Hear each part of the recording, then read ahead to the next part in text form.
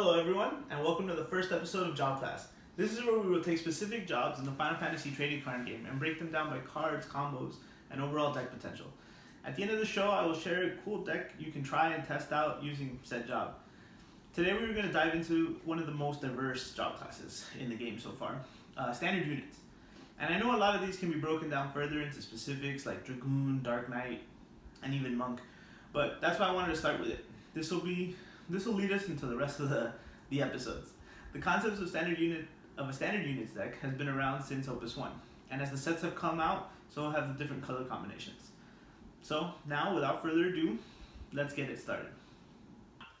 Now I want to go into some of the cards that help the standard units deck more playable. First noticeable card is Bran. 3-cost backup.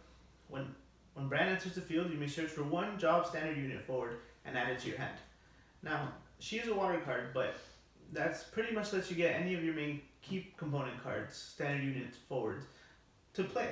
Mostly the Dragoons or the Dark Knights, like I mentioned earlier. But whichever one you want, you can get it, and whatever card you're basing your deck around. So this is a good way, and it's also an EX burst, so you'll get the effect if it gets hit into the damage point. The next card I want to talk about is Warrior of Light. The job standard unit forwards you control gain 2,000 power and first strike. This will buff your whole deck, ideally.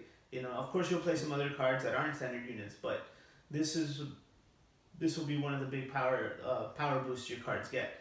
Obviously, with whatever backup, if you're playing Warrior of Light, you're probably playing Water, and so you'll have Waka, but this one will give you, in total, that'll be 3k power boost.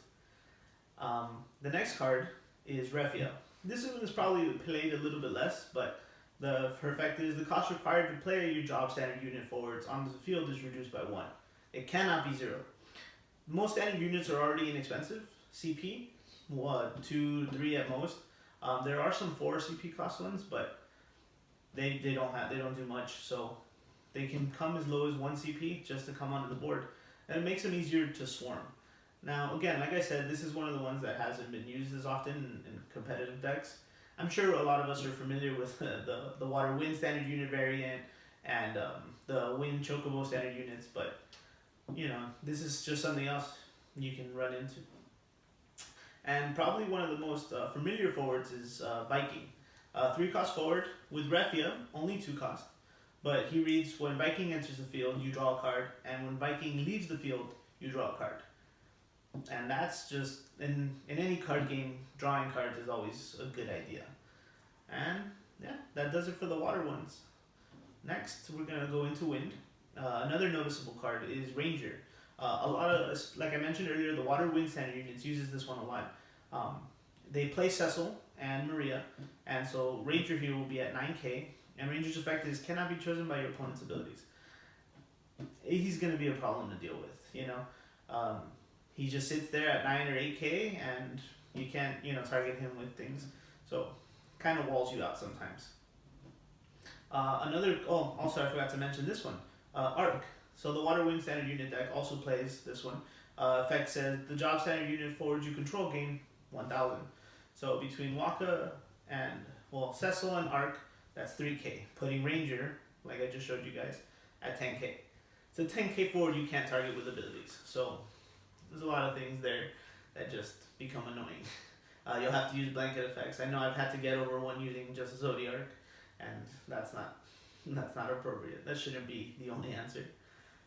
Fire does have one.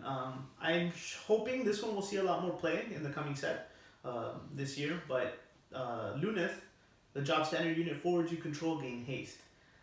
Now there are a lot of lightning standard units that already have haste, but they're the only ones. Oh, and the Chocobos, the wind ones. But this can give to any other, standard unit haste. Sometimes there are decks that, buff the standard units. We can have Fire, Wind, have Ranger with 10k or so, or 9k at, with haste, just come in and get those extra points of damage and stuff like that. So, but unfortunately that is the only one for Fire. The one noticeable card. They do have good playable cards, but that's probably the only one that benefits the job class as a whole. The next one I want to talk about, we're moving to Earth by the way, is Pugilist. Now, he's a 2 cost, and his effect is for each job standard unit forward other than Pugilist you control, Pugilist gains 2,000 power. So by himself, 5k. You summon Viking or anyone else, he's at 7k. If you have a buff on the board, 8k. If you summon another standard unit, you can have multiple Pugilists.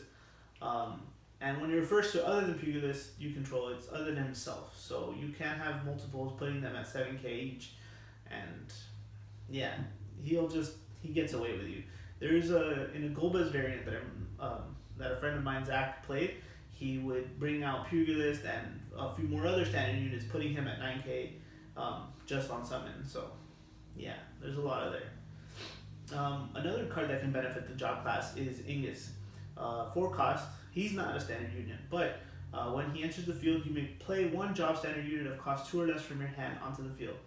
Now, a lot of people would always play just forwards, but what's cool about him is that you can also play backups. There are a lot of forwards and backup standard units that he can target. So, you know, it doesn't have to be a forward. You could deploy 2 forwards essentially, like him and the standard unit. But you know, if you want to stay on tempo, you can put him out along with the monk backup, or you know, any of the other ones. And he's very good. He's a 4 CP 8k. He's on curve and he brings out another card. That's value. I want to talk about this card, Hashmal, Bringer of Order. Now, his effect, he is a summon, 1 cost. Name a job or an element until the end of the turn. All forwards you control gain plus 1,000 power and the named job or element. And I know it's, considering that this is job class, this card is appropriate. This one lets us switch our job classes to whatever we want. You will see me talk about this card a lot when we get into the Earth variant decks regarding other jobs in the future of this series. But yeah, you can make, so let's say you had Ingus and a few more job classes. You can make them all standard units. Arc will buff them, Luneth will buff them, and you know, that's it. They're all going to get plus 1,000, get any other benefits or perks. If Warrior of Light's on the board, they'll get that effect as well. So right now I think an Earth Water deck would be good, something to showcase for standard units, and I'll probably show you my idea for that in a bit. Yeah, and moving on. Now it's time to talk about a standard units deck. So this is something I put together just for you guys, something you can see. One of the many deck ideas you can run with the standard units job class.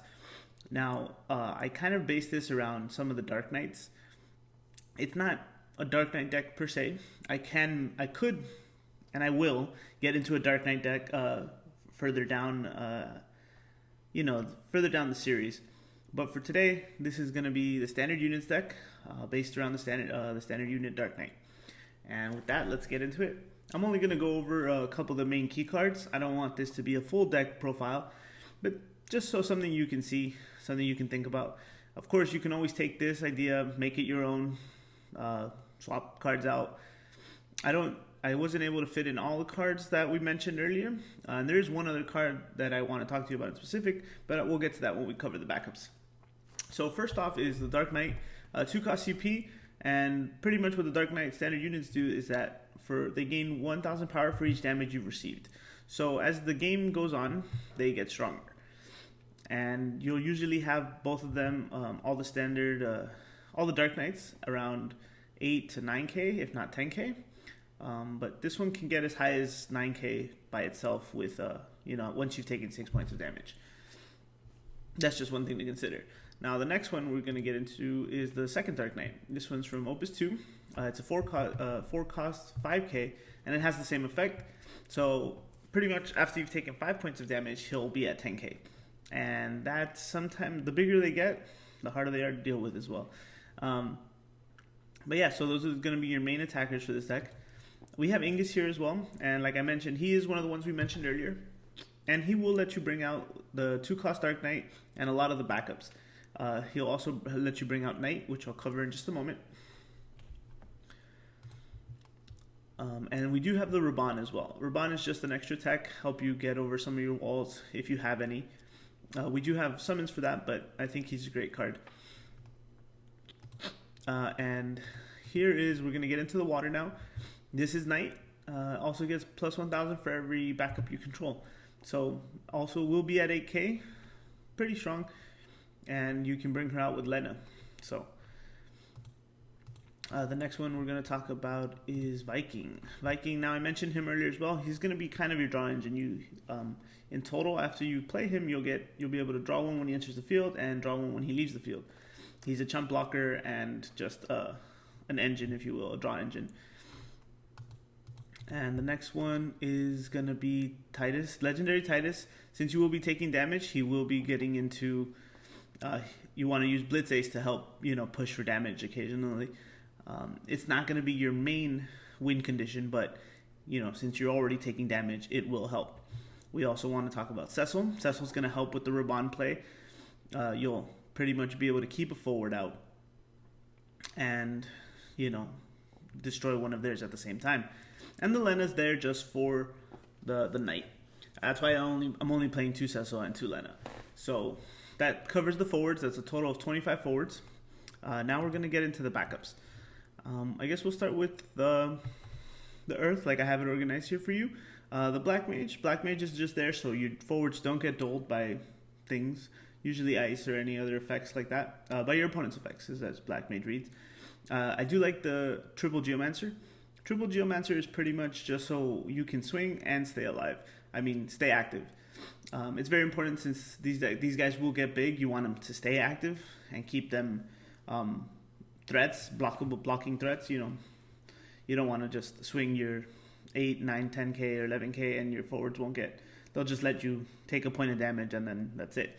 As long as your forwards are always going to be active, your opponent will have a real hard time dealing with this deck. So that's what the Black Mage and Geomancer are for. I put into Shantota just in case you want to clear the board. And here's Gladiator. I really want to talk about this one. I should have mentioned it earlier, but now that we put it into this deck, it gives me a better chance to go into it with a little more detail. So for 1 CP and to tap, you put Gladiator into the break zone, choose one job standard unit forward of cost 3 or less into your break zone, and play it onto the field. You can only use this ability during your turn. Now in this deck, you can get the 2 CP Dark Knight, the Knight, and as well as Viking. It's not that many targets, but when your Dark Knight is at 9k, he's going to be useful, trust me. And he's a 2 CP backup. It can't get any better than that. It also lets you open up room in your backups in case you need it. For the most part, you'll be using it for Viking and the Dark Knight. Knight, you can bring back with Lena. And like I said, that's just so you have some swarming. You always want to keep bodies on the board with this deck. Since they're going to get pretty big, it's going to be a problem for your opponents to deal with. Now we have Astrologian. Again, it's very important to keep your guys active. Your opponent will hesitate attacking a lot. And that's what you want because you'll already be at 5 or 6 damage points once you've gotten your setup going. You want to make sure everyone's active and everyone's available to block and attack at the same time. I did put in 2 Bron here just so you can search the standard units. You want to make sure you get any of the ones you need. If you're playing early, you get the Viking. If you're playing late game, you get your Dark Knights. Simple as that. And you have the triple Minwu here. Aside from keeping up everyone in the active state, you want to make sure when they swing, and if they do get blocked, they don't receive any damage. Especially Titus. Titus is there for that reason. Your Dark Knights will be really strong, and you want to make sure they don't take any extra damage than they need to, just so they can live longer. Going into the summons, we do have the Hecaton Shear. The Hecaton Shear, along with the Cecil and the Minwu, will help you deal with your other opponent's forwards as well. It's a real good way to help you trade. Not even trade. I guess it's called a trade. You can trade if you don't have Minwu or Cecil on board, but it's a good way for you to deal with some of their forwards. And if you guys are strong enough already towards the late game, when you have the 5 or 6 damage points, you will be able to just blow their cards up. We do have 2 Frankfurt of the Darkening. Sometimes it'll be a good idea to remove your Viking.